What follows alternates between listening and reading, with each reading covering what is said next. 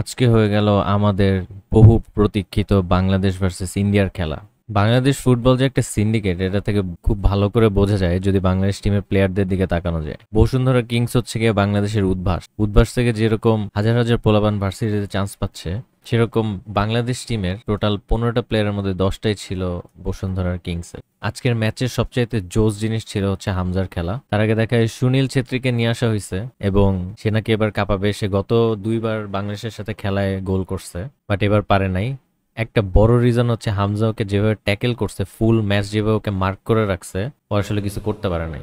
এটা একটা true factor যে বাংলাদেশ ফুটবলে আগে কখনো 532কে মানুষ একসাথে লাইভ দেখছে ফুটবলে। এটা টোটালি জাস্ট, এগুলো আগে আমরা ক্রিকেটে দেখছি, বাট ফুটবলে এই জিনিসটা বাংলাদেশ ফুটবলে অ্যাটলিস্ট নতুন। জাস্ট লুক, মানে কতগুলা মানুষ একসাথে ক্রেজি ফর বাংলাদেশ ফুটবল খেলা দেখছে, মানে এই লেভেলের অ্যাপ্রিসিয়েশন আগে কখনো ফুটবল কিন্তু পায় নাই।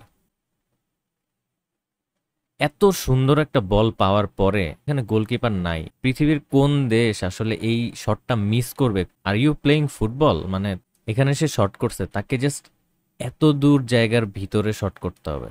সে সব কিছু বাদ দিছে, দিয়া শটটা দিছে এই জায়গায়। এগুলা প্লেয়ারকে রাইখা যখন বলে ফাহমিদ ভালো খেলে না, এটা খুবই প্যাথেটিক লাগে।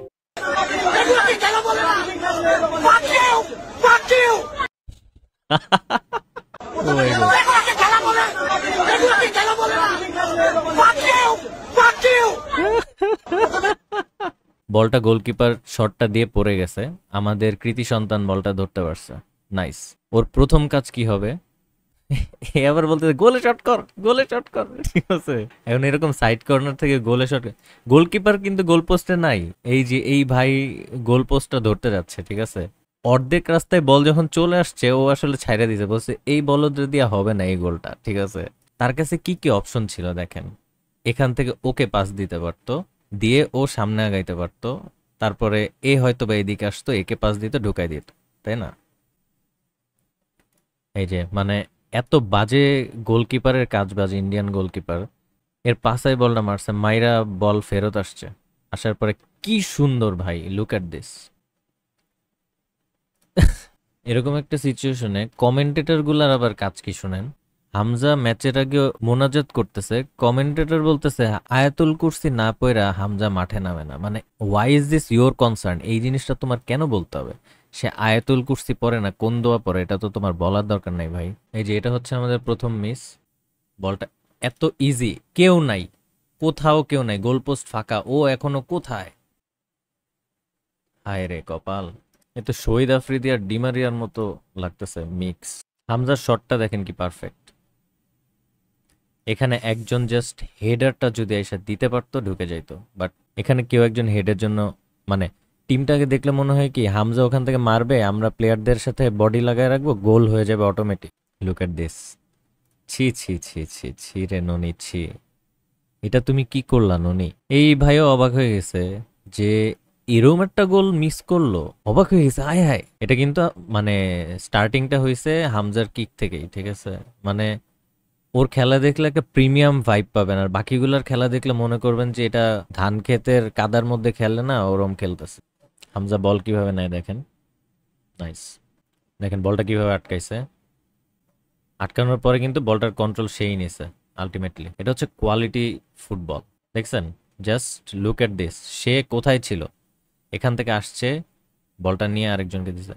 অন্য প্লেয়ারদের অ্যাক্টিভিটি দেখেন আর তার অ্যাক্টিভিটি দেখেন, এদের অ্যাক্টিভিটি দেখেন আর ওর অ্যাক্টিভিটি দেখেন। ও কোত্থেকে আসছে আর এ কোথায় ছিল। কেমন একটা গা ছাড়া দেয় একটা খেলা। মানে এদের খেলার একটা বৈশিষ্ট্য কি, এরা দৌড়াইতে দৌড়াইতে শট দেয়, কেমন একটা ভাসমান ভাসমান একটা শট দেয়। এই যে মানে আমি তো দৌড়াই চলে গেছি, আমি বল কেমনে ধরবো, এরকম একটা অবস্থা। আর একটা বড় ব্যাপার হচ্ছে এই এই খেলাটা একটা বড় প্রবলেম হচ্ছে টাইমিংটা হয় নাই, মানে রানিং এর সাথে টাইমিংটা মিলে নাই।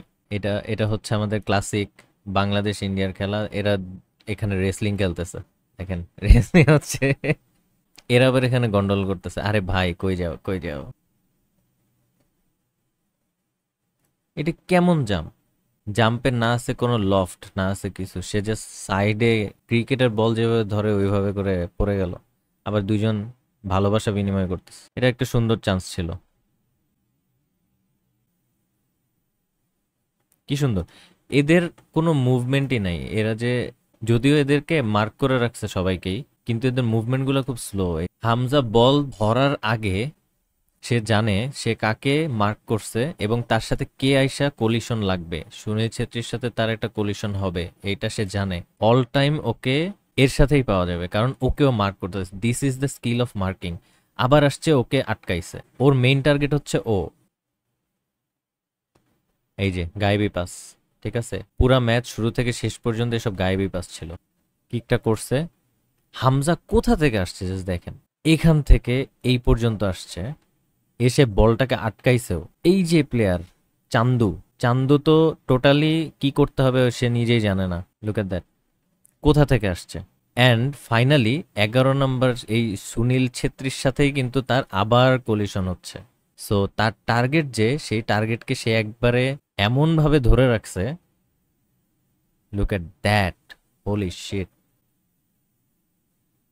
চিল্লাই লাভ নাই ব্রো, এগুলো জিনিস নিয়ে আমাদের প্লেয়ারদের অনেক কাজ করতে হবে। আরেকটা জিনিস আমি খেয়াল করছি, এটা হচ্ছে এদের মানে রিসিভিং এত বাজে। এদের পায়ে বল প্রথমে লাগে, লাগার পর 6 ফিট সামনে যায়, তারপর এরা বলটা ধরতে পারে।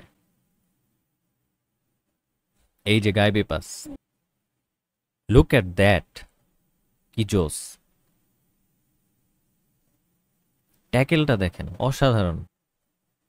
এই যে মানে কি হচ্ছে এখানে, ও ও বুঝতেছে না, হরতালের মধ্যে ফুটবল খেলতেছে। যা ওরে এমন ধাক্কা দিছে, and he knows the art, ঠিক আছে। ও যখন ধাক্কা দিছে তখন কোনো ফাউল হয় না, উড়াই দিছে একবারে। বাট দেখেন, ও আইসা যখন দিছে তখন কিন্তু ফাউল ধরছে। অ্যান্ড পুরা মাঠে ওর প্রেজেন্স দেখেন, ওর বডি ল্যাঙ্গুয়েজ, আমাদের টিমের প্লেয়ারদের বডি ল্যাঙ্গুয়েজ দেখেন আর ওর বডি ল্যাঙ্গুয়েজটা দেখেন, মানে টোটালি ডিফারেন্ট। হামজার হাসি খুবই জেনুইন লাগে আসলে। এখন আমার কাছে যেটা মনে হয়, বাংলাদেশ টিমে সবচেয়ে বড় দরকার হচ্ছে একটা ফিনিশার, যে বলটাকে গোলে ঢুকাইতে পারবে। এই ঢুকাইতে পারে না এরকম প্লেয়ার দিয়ে আসলে টিমটা ভরে আছে। ফিনিশিং একজনেরও ভালো না, এরা ডিবক্সের কাছাকাছি যে এত জোরে দৌড় দেয় যে এরা আসলে বল রিসিভ করার মতো ফিজিক্যাল কন্ডিশনে থাকে না। আমাদের একটা অতি সত্বর খুব তাড়াতাড়ি একটা ভালো একটা স্ট্রাইকার লাগবে। দেখেন জাস্ট গতিটা দেখেন, গতির সাথে বল কন্ট্রোল করতে পারে না।